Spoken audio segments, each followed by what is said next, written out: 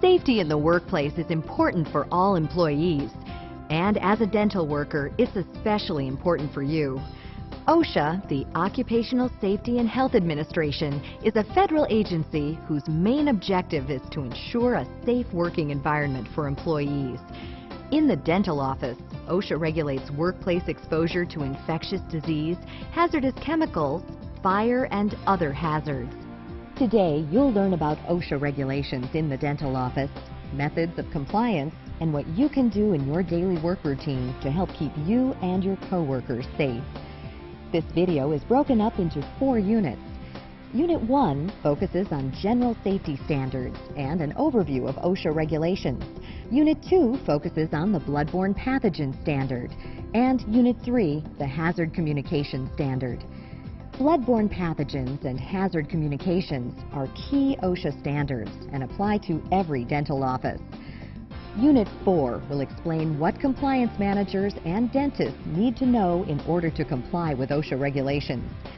When you are done viewing this DVD program, please ask your office's OSHA compliance manager any questions you may have.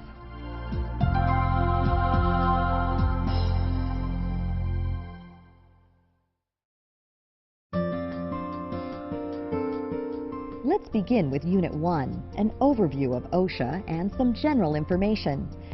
Both you and your employer play a role in your workplace safety. OSHA regulations state that your employer is responsible for providing you with protection against workplace hazards. You'll receive training for hazards that you may be exposed to in your office, such as bloodborne pathogens or hazardous chemicals. If your job description changes, or if you take on new responsibilities, you'll receive training for any additional potential hazards.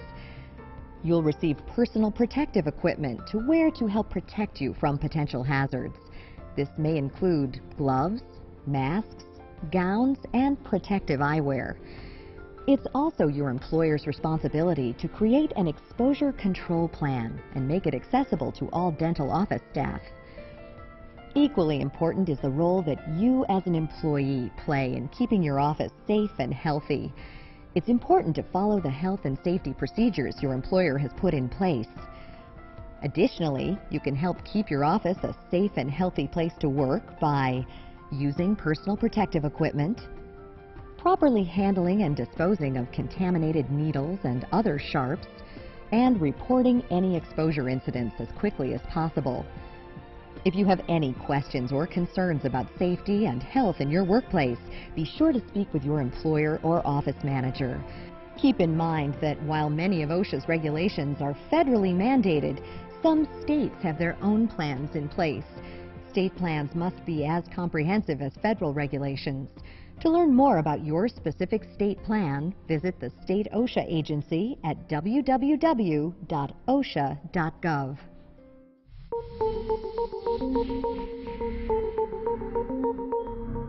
It is a good idea for every dental office to have a compliance manager. The compliance manager can be the dentist or someone he or she appoints. It's the compliance manager's role and responsibility to ensure that safety practices are in place and that employees are following them. Your dental office should also have job safety and health protection posters posted in a visible location. Emergency telephone numbers for fire, police, and medical assistance must also be posted in a visible area.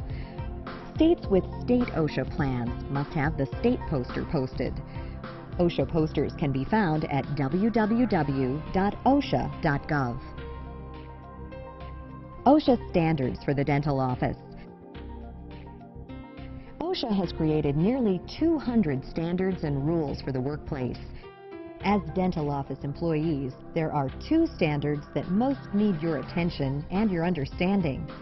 The bloodborne pathogen standard, which is covered in Unit 2, and the hazard communication standard, which is in Unit 3. Many of the other OSHA standards are based on you using common sense in your day-to-day office activities. These general safety standards require you to think about your actions and surroundings. If a situation doesn't seem right, or you notice a problem, don't ignore it. Fix it, or bring it to someone's attention. Some of the general safety standards include dealing with compressed gases, material storage, walking surfaces, machine guarding, and electrical hazards. To see if a general safety standard fits your dental office, you need to read all the OSHA standards. They are posted at www.osha.gov and are available for purchase from the Government Printing Office at 202-512-1800. Another more practical way to see if a standard applies is to use common sense. Take a look around your office and see if you can spot any obvious hazards. Is there at least one trained person available in the office to provide first aid to employees in case of an emergency? Is there an eye wash station in the work area for emergency use if employees are exposed to corrosive chemicals? Are machines that have rotating parts, nip points, flying chips, or sparks adequately guarded to prevent employee exposure? Are building exits unobstructed, illuminated, and well marked? If you notice these or any other potential hazard in your office, there is probably an OSHA standard for it, and it needs to be corrected. If there is not a specific standard that applies to a hazard, OSHA has the General Duty Clause. The General Duty Clause states that all employers have a general duty to help keep the workplace free from recognized hazards. If you notice any hazards in your dental office, report them to your office compliance manager or dentist. To help ensure you are in compliance with OSHA standards, you can request a consultation from one of OSHA's state agencies. The agency may be a university or state government. To find an agency in your state that provides consulting services, call your local OSHA office. In some areas, there is a backlog to provide consultations. However, a priority is sometimes given to small businesses. Be aware that if you choose to schedule a consultation, you are required to incorporate any changes that are recommended. Not incorporating a recommended change could result in an OSHA inspection. If you have any questions regarding a specific OSHA standard, you can receive copies of individual standards by contacting the Government Printing Office or from OSHA's website at www.osha.gov.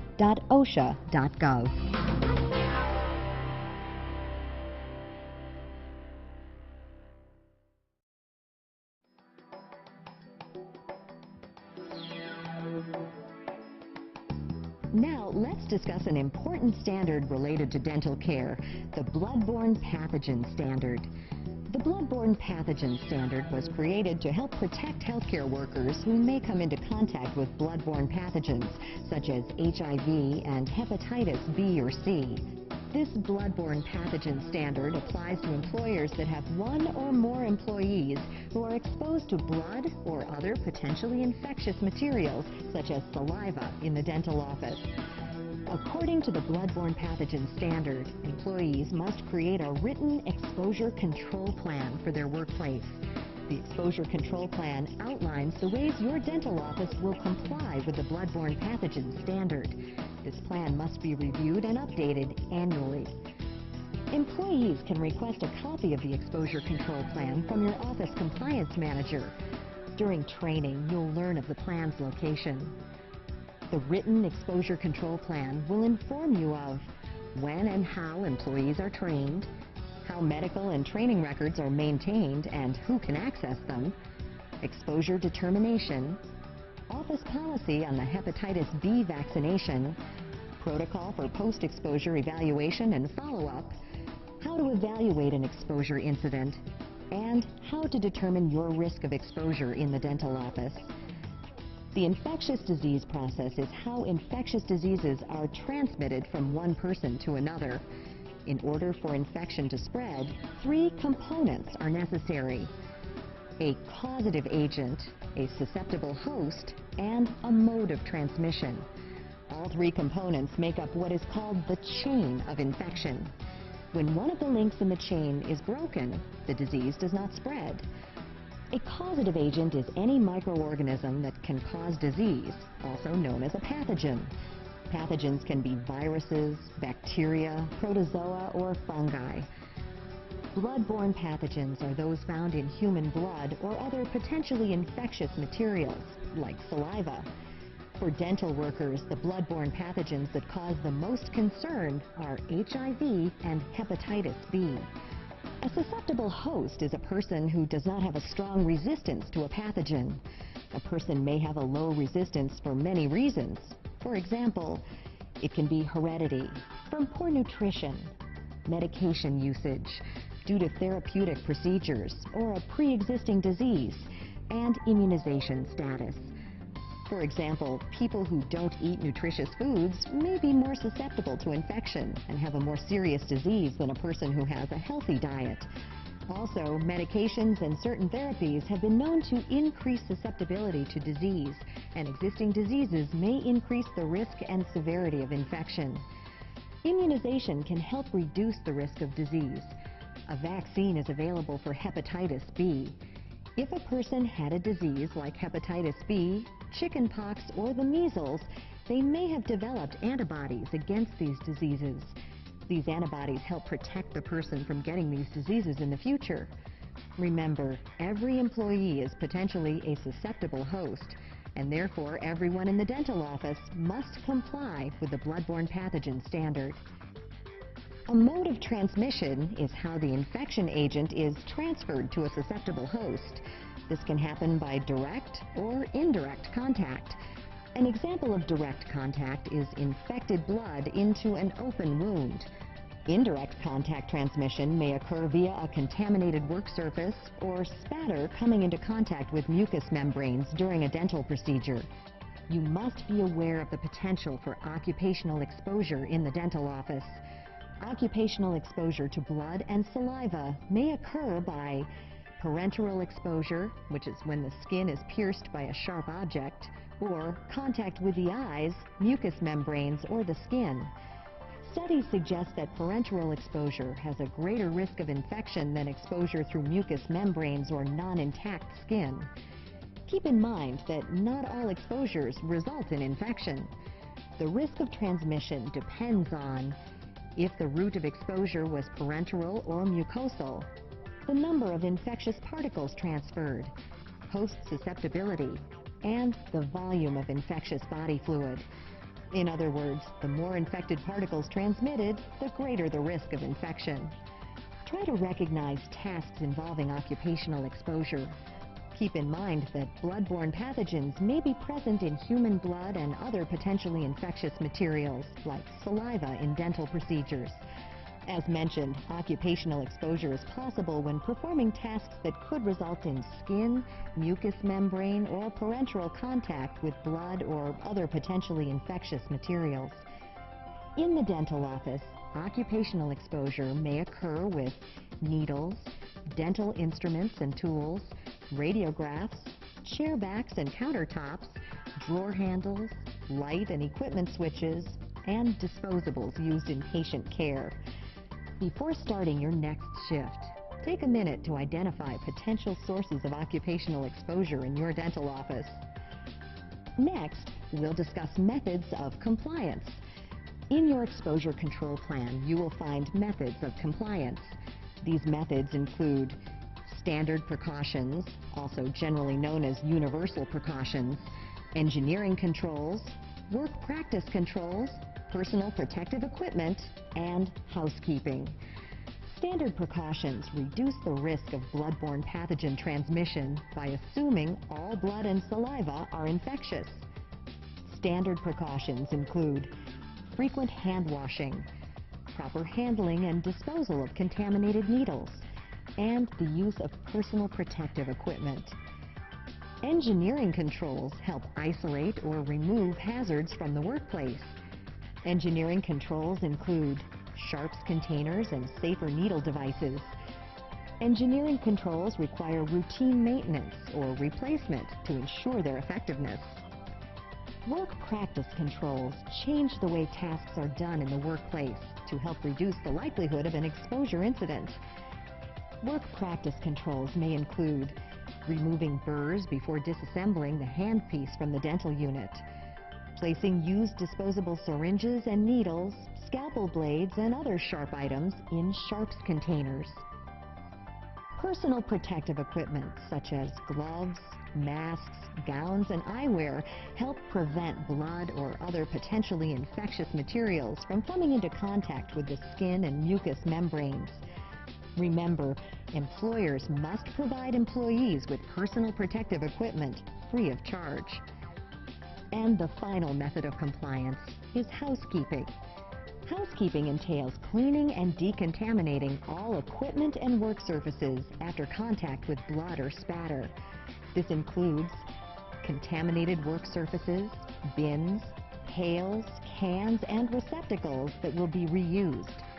One of the most effective ways to prevent the transmission of microorganisms from one person to another is hand washing. Everyone on your dental team should start the day with 2 consecutive hand washes with soap and water for 15 seconds. Be sure to pay attention to thumbs, fingertips, the areas between the fingers, and around the fingernails. Between patients and before lunch or breaks, after bathroom breaks, or any time your hands become contaminated, wash your hands for 15 seconds. Always wash your hands before and after using gloves. Even though glove manufacturers have quality controls in place, there are a small percentage of defects, and some dental procedures may accidentally cause tears or punctures in gloves, which allow microorganisms to come into contact with the hands. So remember, if your glove tears while treating a patient, always wash your hands before regloving.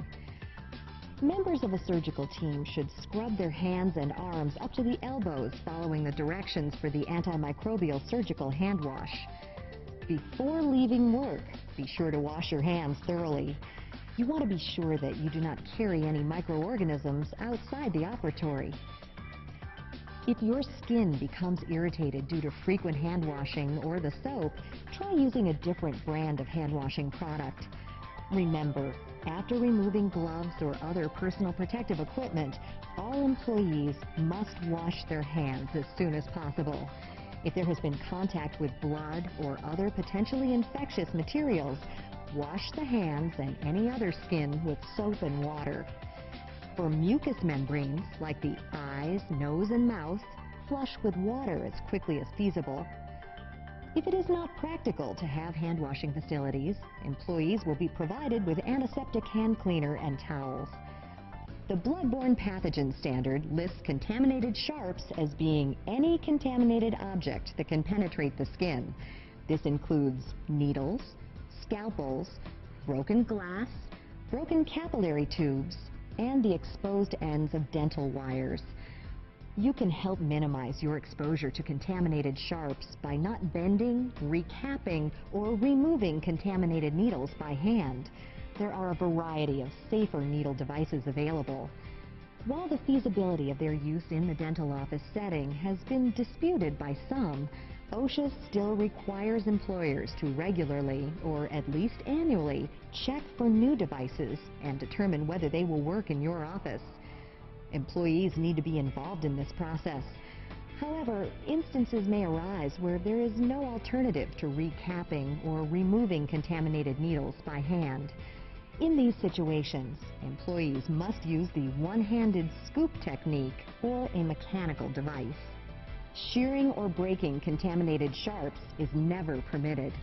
As soon as feasible after use, contaminated reusable sharps, like scalers or explorers, must be put in the appropriate containers. These containers should be color-coded red or marked with a biohazard label, be puncture-resistant, leak-proof on sides and bottom, and top-loading. As with any job, eating and drinking will take place in your office. However, anywhere in the dental office where occupational exposure is possible, it is forbidden to eat, drink, smoke, apply cosmetics or lip balm, or handle contact lenses. Food and drink must never be in refrigerators, freezers, shelves, cabinets, or on countertops or benchtops where blood or other potentially infectious materials are located. Personal protective equipment plays a key role in infection control. Personal protective equipment includes gloves, masks, protective eyewear or face shields, and protective clothing. When used correctly, personal protective equipment prevents contact with blood or other potentially infectious material. You will be given the appropriate personal protective equipment needed for your job at no cost. Let's start with gloves. You must wear gloves whenever there may be contact with blood, saliva, mucous membranes, or blood-contaminated objects or surfaces. When gloves are not worn, the risk of disease transmission between dental staff and patient is increased. Different types of gloves are used for different purposes. The types of gloves are disposable latex gloves, sterile and non-sterile, disposable vinyl gloves, sterile and non-sterile, and utility gloves.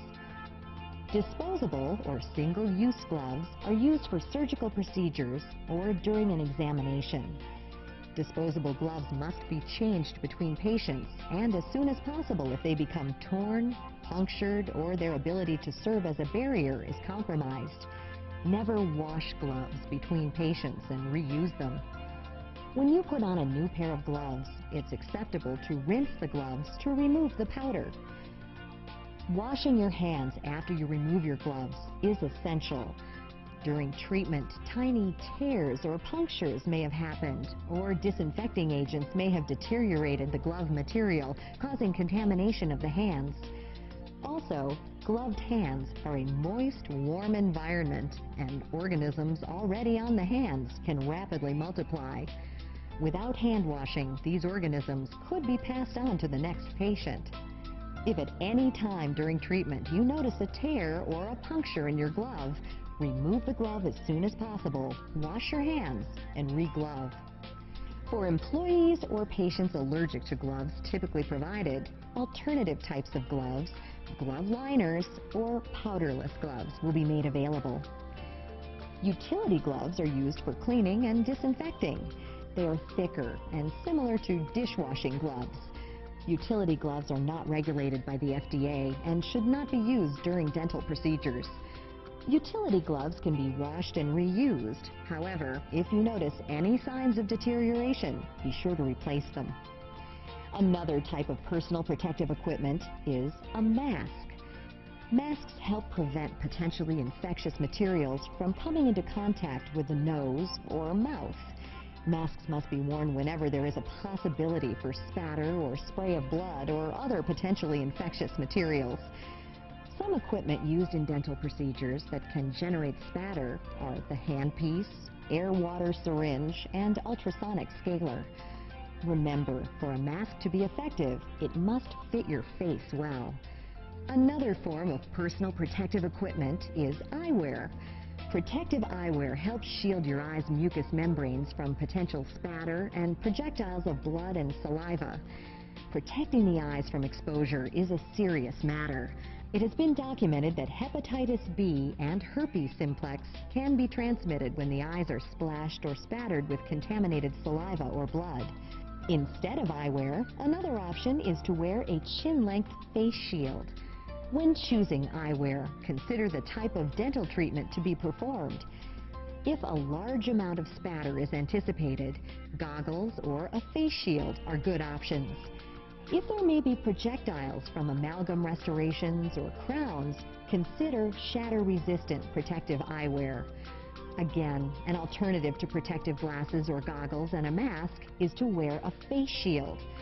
According to the Bloodborne Pathogen Standard, if you choose to wear prescription eyeglasses, they should be fitted with solid shields. No matter what type of eye protection you choose, be sure to clean your eyewear when necessary. And lastly, protective clothing. Gowns, lab coats, clinic jackets, or other forms of protective clothing must be worn whenever your skin or street clothing may be exposed to contamination. The fabric and style of protective clothing worn depends on the task and amount of anticipated exposure. For the majority of routine dental procedures, OSHA considers the standard cotton or cotton poly clinic jacket or lab coat to be suitable. If a large amount of exposure is anticipated, surgical caps or boots may be required. While there is no documentation of clothing transmitting bloodborne infections, it's better to be safe than sorry. Be sure to change your gown or lab coat if it becomes visibly soiled or if there has been spatter. Regardless of what type of personal protective clothing you choose, it's important to remember that you must remove your protective clothing before leaving the office. Protective clothing such as aprons, lab coats, and clinic jackets may be reusable or disposable. Once used, remove your protective clothing and place it either in dental office laundry bags or in containers marked with the biohazard label. Reusable clothing should be laundered using regular detergent and a normal laundry cycle. Never take used protective clothing home. Some dental offices may provide special clothing that is only worn in the office instead of garments that cover your street clothes. The cost for cleaning, repair, and replacement of personal protective equipment is covered by your employer. All personal protective equipment must be removed as soon as possible after it has been contaminated by blood or other potentially infectious materials. Laundry. The blood-borne pathogen standard states that contaminated laundry is laundry that has become soiled with blood or other potentially infectious materials or may contain sharps. Employees are not allowed to take contaminated laundry home to clean. However, if uniforms or clothing has not been contaminated, it's acceptable to take it home to be laundered. While handling contaminated laundry, you must always handle the laundry as little as possible. When a garment becomes soiled, remove and place it in the appropriate bag or container. Store or transport in bags or containers that are marked with the biohazard label or color-coded red. Never sort or rinse laundry in the location it is used. And handle laundry with gloves and any other personal protective equipment that is appropriate. For housekeeping, the following rules apply. After contact with blood or other potentially infectious materials, equipment, work and environmental surfaces must be cleaned and decontaminated. Contaminated work surfaces must be cleaned and disinfected after finishing a procedure as soon as possible when a surface becomes obviously contaminated with an infectious material and at the end of the workday. If protective coverings, such as plastic wrap or aluminum foil, are used, they must be removed and replaced whenever they become noticeably soiled and at the end of the workday. All reusable bins, pails, cans, and containers that may come into contact with an infectious material must be cleaned and decontaminated regularly and as soon as possible when visibly contaminated. The disinfectants used in the dental office are approved for use as hospital disinfectants. They're chemical germicides and are tuberculocidal when used at the recommended dilutions. According to OSHA, a 5.25 bleach solution is an acceptable surface disinfectant. When cleaning contaminated equipment and surfaces, employees must wear utility gloves. If there is broken glassware, employees must never pick up the glass by hand, even if wearing gloves. A brush and dustpan or forceps must be used. Now we'll focus on regulated waste. Regulated waste is defined as liquid, semi-liquid blood, or other potentially infectious materials. Contaminated items that, if compressed, would release blood or other potentially infectious materials in a liquid or semi-liquid state. Any items that are caked with dried blood or other potentially infectious materials and are capable of releasing these materials when handled. Contaminated sharps, including dental wires, and pathological and microbiological wastes containing blood or other potentially infectious materials, including extracted teeth. When handling contaminated sharps, dispose of them as soon as possible in the designated sharps container. These containers should be closable, puncture-resistant, have leak-proof sides and bottom, and are marked with the biohazard label or color-coded red. Sharps containers should be located as close as possible to the area that sharps are used. The containers must be kept upright, replaced routinely, and never overfilled. When moving a sharps container, be sure to close the lid to prevent potential spills. If there is possible leakage, place a second sharps container underneath the first container. Reusable sharps containers must be handled with care. Never open, empty, or manually clean a container in a way that may cause injury. Ask your office compliance manager where your sharps container is located. Other regulated waste must be placed in containers that are closable, will not leak during handling, storage, transport, or shipping, and can be closed before removal to avoid potential spills or protrusions. As with regulated waste, if the outside of a container becomes contaminated, place the first container in a second container. OSHA does not require regulated waste to be labeled after it is decontaminated. However, federal or state laws may have requirements. Regulated waste should be disposed of according to whichever law is stricter. Hepatitis B is a risk for all healthcare workers, and particularly to dental staff. While 1 to 2% of United States adults have hepatitis B, 8.5% of dental workers have at one time had the hepatitis B virus. If left untreated, a hepatitis B infection may result in serious illness, potential long-term disability, and death. The bloodborne pathogen standard requires employers to offer the hepatitis B vaccine to employees that have an exposure risk to potentially infectious materials.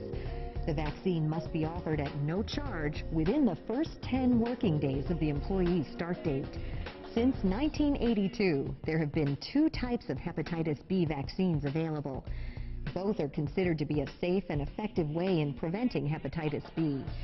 The vaccination process takes 6 months with 3 periodic injections. If an employee decides not to have the vaccine, a vaccination declination form must be filled out and kept in the employee's confidential medical record.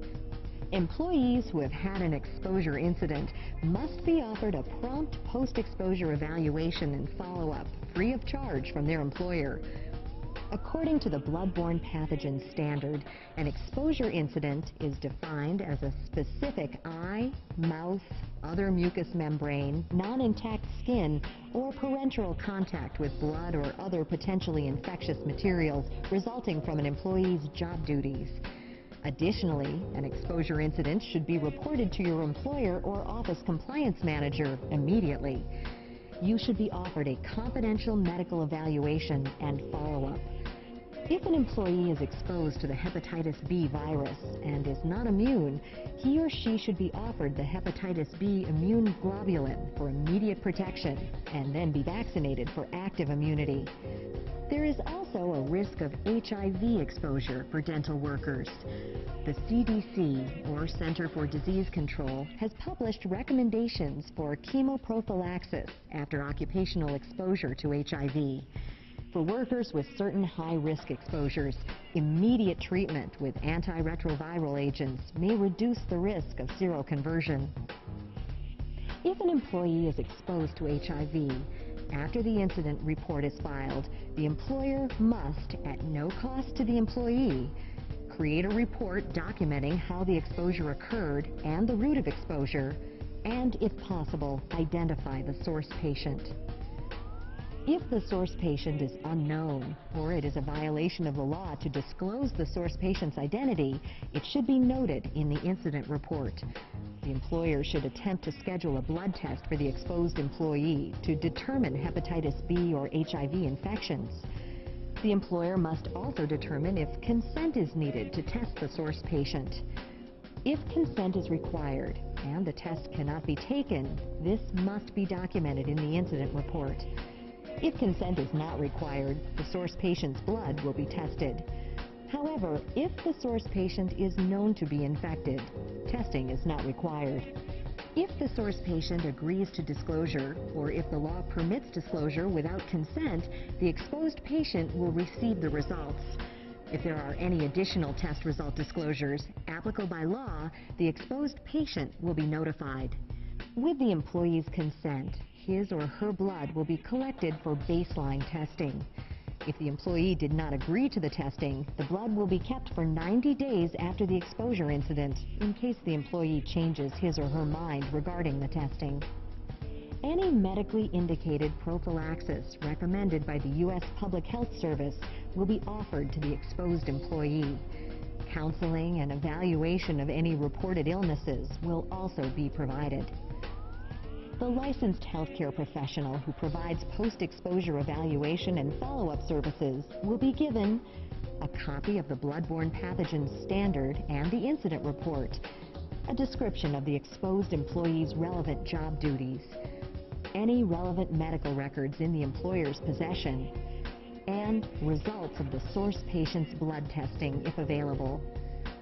Within 15 days of the evaluation, your employer should receive a written report from the healthcare professional that provided the post-exposure evaluation and follow-up. According to the bloodborne pathogen standard, this written report is limited to only stating that the exposed employee has been informed of the evaluation results and of any potential medical conditions resulting from exposure that may require future treatment or evaluation. Any other information or diagnoses are not included in the report and remain confidential. The events surrounding the exposure incident will be reviewed to determine if procedures, protocols, or required training needs to be revised to prevent the incident from happening again. In an emergency which may cause potential exposure to blood or other potentially infectious materials, be sure to wear the appropriate personal protective equipment.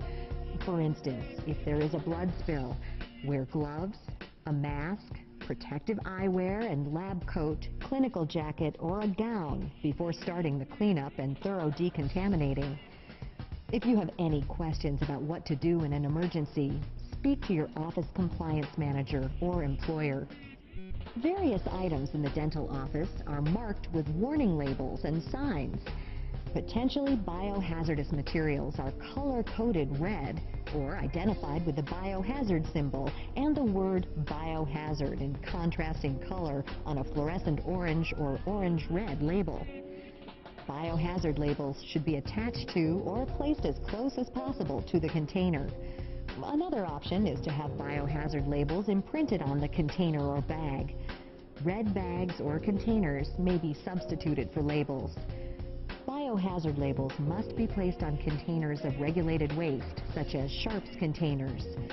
Contaminated laundry must also be labeled or placed in red bags. Regulated waste that has been decontaminated does not need to be labeled or placed in red bags. For example, autoclaved waste would not be labeled. Confidential medical records are kept for any employee who has had an occupational exposure incident. Medical records include the employee's name and social security number and a copy of the employee's hepatitis B immunization status.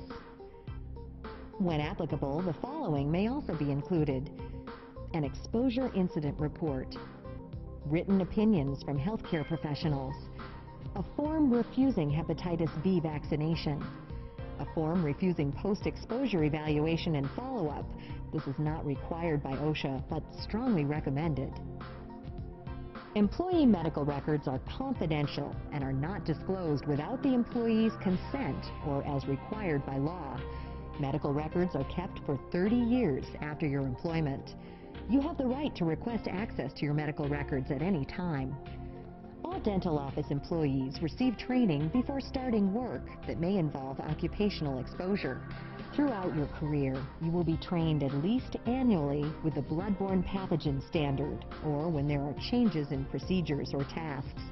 Your training will provide you with an explanation of the bloodborne pathogen standard and where a copy is kept, general information about the epidemiology and symptoms of bloodborne disease, modes of transmission of bloodborne pathogens, an explanation of your office's exposure control plan and how to receive a copy, and how to recognize tasks involving occupational exposure.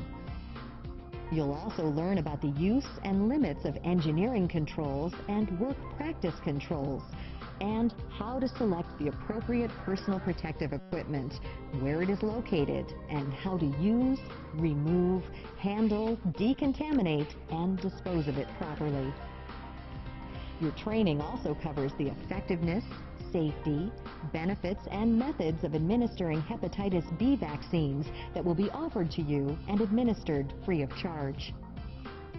You'll learn how to handle emergency spills of blood or other potentially infectious material, what to do if an exposure incident occurs, and the process for post-exposure evaluation. You'll be able to recognize biohazards by learning the system of labels and color coding used in your office. Also, you'll be able to ask any additional questions you may have about health and safety in your dental office.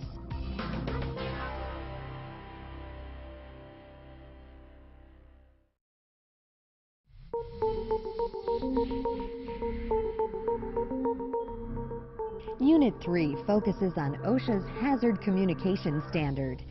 You'll learn about Hazard Communication Standards compliance requirements and what the written Hazard Communication Program entails.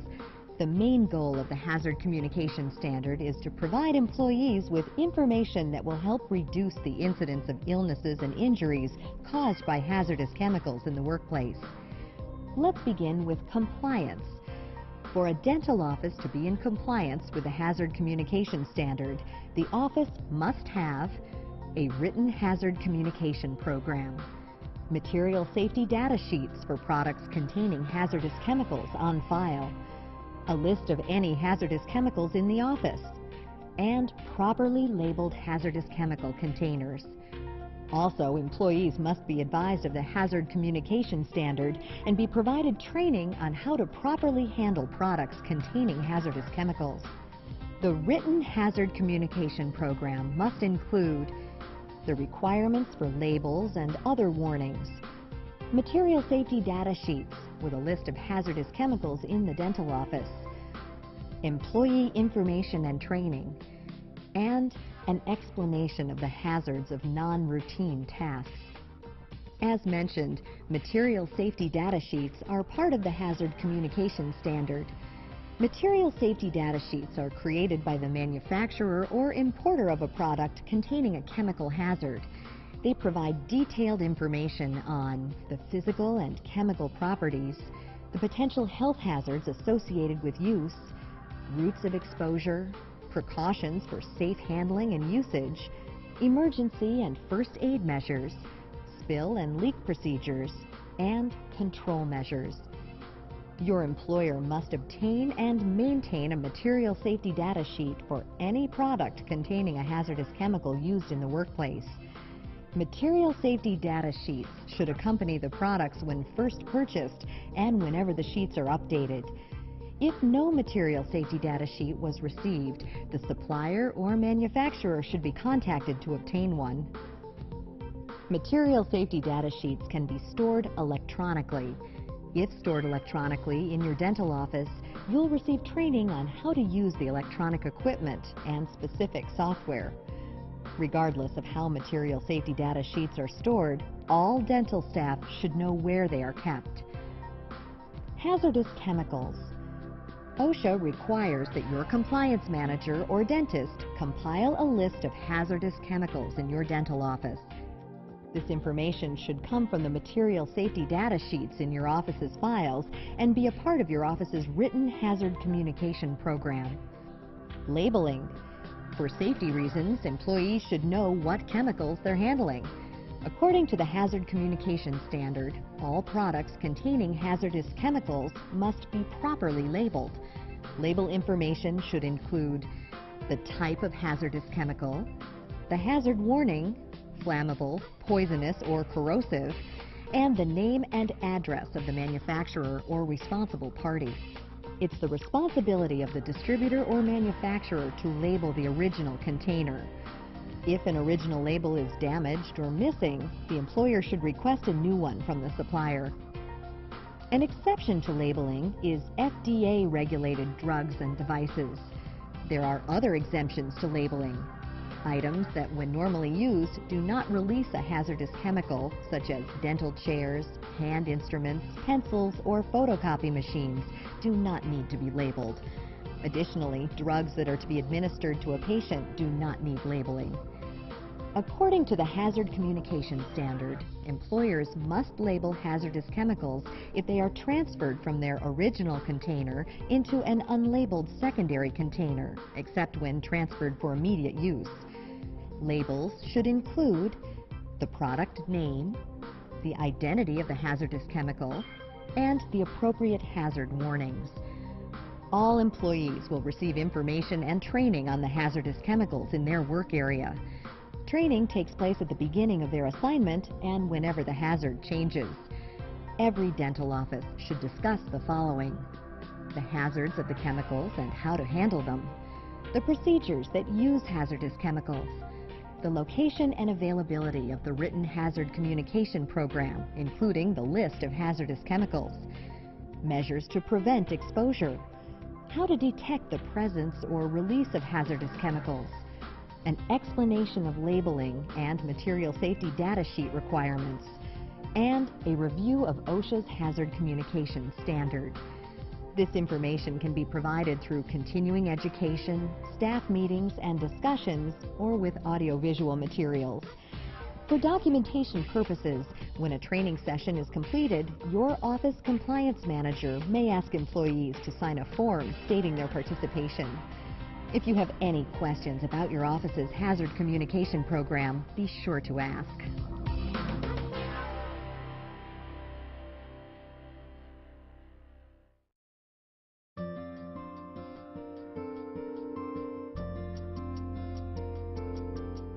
The office compliance manager may be the dentist or someone he or she selects for this role. It may be a good idea for a single person to assume this role, but that is not always the case. The office compliance manager's role is to take responsibility for OSHA's office compliance standards. Since the office compliance manager plays a key role in office safety, this unit is devoted to reviewing some of the compliance manager's most important tasks. Keep in mind, this list is not all-inclusive.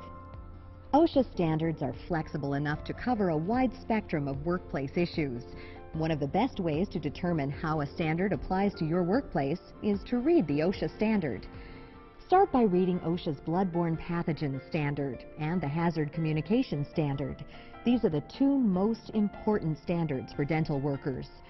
The American Dental Association's Regulatory Compliance Manual contains these standards, as well as suggestions on how to implement them.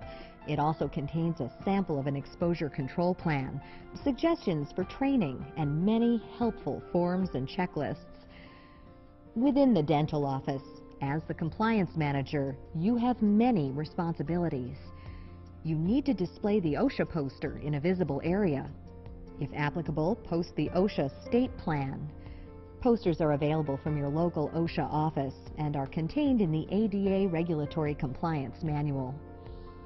Take a walk through the dental office to check for hazardous conditions. If you notice any, correct them. It's your job to verify that the written exposure control plan is up to date and that it complies with the requirements of the bloodborne pathogen standard. Verify that your dental office has a current and complete written hazard control plan that complies with all requirements of the hazard communication standard. Check to see that your office has a material safety data sheet for each product that the manufacturer or distributor has labeled as containing a hazardous chemical. If you are missing a material safety data sheet, request one in writing from the manufacturer or distributor and keep a copy of the request on file. Also, be sure that all products are properly labeled. The compliance manager needs to verify that all employees with occupational exposure to bloodborne pathogens are immunized against hepatitis B or have been offered immunization, know to whom they should immediately report an exposure incident, and have a confidential medical record. Remember, employees have the right to access their own medical records upon request. Medical records must be kept for 30 years after their employment ends. For post-exposure evaluation and follow-up, it's your job to identify the qualified healthcare professional. When hiring new employees, evaluate their job duties to determine if there will be occupational exposure to bloodborne pathogens. If there is a possibility of occupational exposure, a confidential medical file must be created. You'll need to determine if the employee has been immunized for hepatitis B. If immunization was completed, add that information to the medical file. If an employee has not been immunized for hepatitis B, offer the vaccine. The first dose of the hepatitis B vaccine needs to be administered within 10 working days from the employee's start date. When the vaccination is complete, obtain a statement from the healthcare professional who administered the vaccine and place it in the employee's confidential medical record. Also, give the employee a copy. If an employee refuses the hepatitis B immunization, the refusal must be documented and the employee needs to sign a refusal form. File the form in the employee's confidential medical record. As compliance manager, another one of your roles is to ensure that employees receive the appropriate training.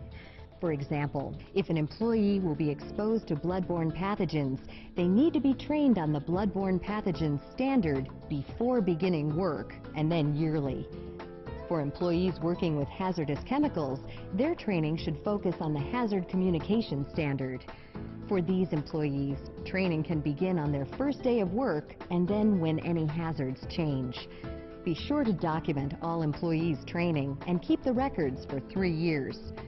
Occasionally, employees will take on new responsibilities. When there is a change in office tasks or procedures, or when a new hazard is introduced in the workplace, the compliance manager should update the exposure control or hazard communication plan, provide new training for affected employees, and update employee training records. When an exposure incident occurs in your dental office, here are some recommendations for handling the incident. Start by creating a written report of the incident, and then immediately refer the exposed employee to a qualified healthcare professional for post-exposure evaluation and follow-up. Next, try to identify the source individual and ask that person to be tested for HIV and HBV unless their status is known. You'll need to provide the evaluating healthcare professional with a copy of the incident report, relevant sections of the employee's medical record, the source individual's blood results, and a copy of the bloodborne pathogen standard if needed. When the evaluation is completed, obtain a professional statement stating the evaluation was done and that the employee was informed of any necessary follow-up. File this in the employee's confidential medical record and give the employee a copy. Although it is highly recommended, the employee can refuse post-exposure evaluation and follow-up. If refused, document the employee's refusal, have the employee sign the refusal form, and place it in the employee's confidential medical record. Written exposure control plans should be reviewed and updated every year. To keep employees up to date, it's a good idea to provide a refresher for the bloodborne pathogens training and on hazard communications. Now, let's talk about what to do if OSHA calls. Starting in 1995, at the urging of the American Dental Association, federal OSHA began investigating most complaints involving dental offices by phone, fax, and mail.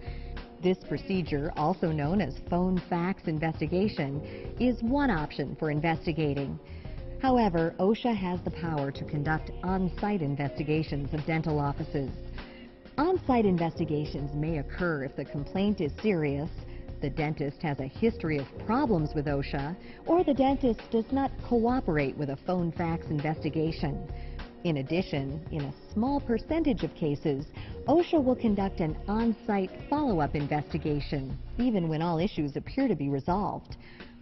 Typically, if OSHA receives a complaint against a dental office, an OSHA compliance officer will first alert the office by phone and then follow up with a fax containing the written complaint. The dentist is expected to investigate the alleged violations and report back to OSHA in writing within a few days. The report should include what the investigation discovered and what steps were taken to correct any found violations. In most instances, when the dentist provides a prompt and detailed written response, OSHA will close the file. However, before closing the file, OSHA does allow the complainant an opportunity to review and comment on the dentist's response. Additionally, OSHA conducts a verification inspection of 10% of the received complaints, regardless of a dentist's response. Some of the states with state OSHA plans have followed federal OSHA's lead and adopted the phone fax procedure for dental office investigations. However, some continue to conduct on-site investigations for all cases, regardless of severity. If you practice in a state where a state OSHA plan is used, you can find more information from your state dental society. If OSHA calls your dental office, here are some tips for dentists and office compliance managers on how to respond. Remember, these tips are provided as general guidance and do not constitute legal advice. Dentists must always consult their personal attorneys for answers to their specific legal questions. If an OSHA compliance manager calls to make an inquiry, only the dentist or designated office compliance manager should respond. If office staff answers the phone, they should refer any calls to the dentist or office compliance manager. If the dentist or compliance manager is out of the office, instruct staff to ask the OSHA official to fax or mail the complaint, and then tell the inspector when the dentist or compliance manager will return. Before responding to an inspector's questions about specific violations, the dentist or compliance manager should first see the complaint in writing. Also, it's a good idea to first investigate relevant office conditions, consult applicable OSHA standards, and if desired, consult an attorney before answering specific questions. The letter OSHA sends with the complaint will set a deadline for a written response. If the dentist or compliance manager cannot meet this deadline, the inspector should be called to ask for an extension. The deadline should not be ignored. This could be interpreted as a non-response and might trigger an on-site inspection. Be sure to provide a complete and accurate response to the complaint. The dentist or compliance manager should confine the response to the specific violations alleged in the complaint. There's danger in saying too much, as well as too little. It's generally a good idea to discuss each alleged violation in turn and then stop. By discussing issues not referred to in the complaint, the dentist or compliance manager runs the risk of broadening the scope of OSHA's inquiry. Send OSHA documentary evidence that apply to the violations alleged in the complaint. Examples might be invoices for glove purchases or copies of training records. Again, the dentist or compliance manager should know where to stop and not provide excessive information. Anything that does not relate specifically to the violations should not be provided. Try not to provide photographs as evidence, since it's difficult to exclude extraneous material. Although dentists and compliance managers are not required to respond when they receive a complaint letter from OSHA, failure to respond will not end the investigation. Not responding will lead to OSHA conducting an on-site inspection. To help keep your office in good standing, it's a good idea to compile information about your dental office. Information to have on hand is your office compliance manager's name, the location of emergency telephone numbers, the office's exposure control plan, and the job safety and health protection poster. List to whom exposure incidents should immediately be reported and the healthcare professional who will provide the exposed employee with evaluation and follow-up. List the procedures that allow for using the mechanical device or one-handed technique for recapping or removing contaminated sharps. Also, be sure that the dental staff knows the location of the bloodborne pathogen standard, food and drink storage, personal protective equipment, and the areas and containers designated for specific personal protective equipment after it is removed.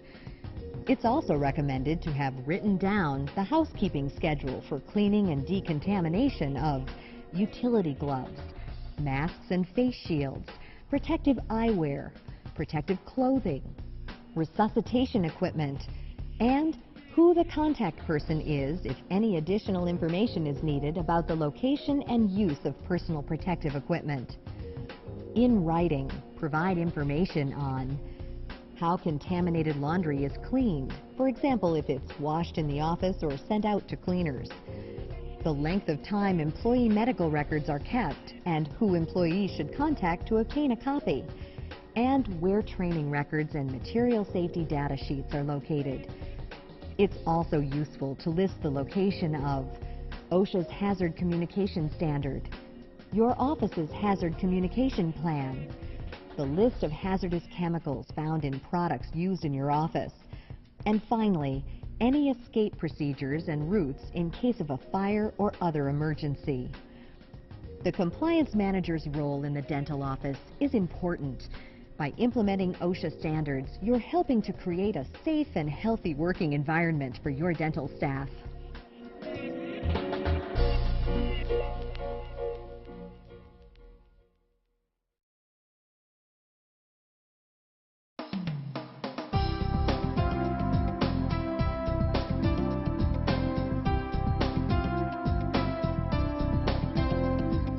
You are now equipped with important information regarding OSHA and your dental office. It takes everyone on the dental staff working together to create a safe working environment. Each of you has responsibilities that benefit your coworkers. In Unit 1, we covered general information about OSHA and general industry standards. In Unit 2, we covered how the bloodborne pathogen standard helps protect employees for occupational exposure to bloodborne pathogens. Unit 3 focused on OSHA's Hazard Communication Standard. Employees working with hazardous chemicals learned how to implement safer practices in the workplace. And Unit 4 provided tips and recommendations for the compliance manager and dentist to help keep the dental office compliant with OSHA standards and safe and healthy for employees. By making OSHA standards a part of your daily work routine, you are helping to ensure a safe and healthy environment. If you have questions regarding OSHA and how it applies to your dental office, ask your office's OSHA compliance manager. For further information, visit the OSHA website at www.osha.gov or contact your local dental society. Thanks for watching.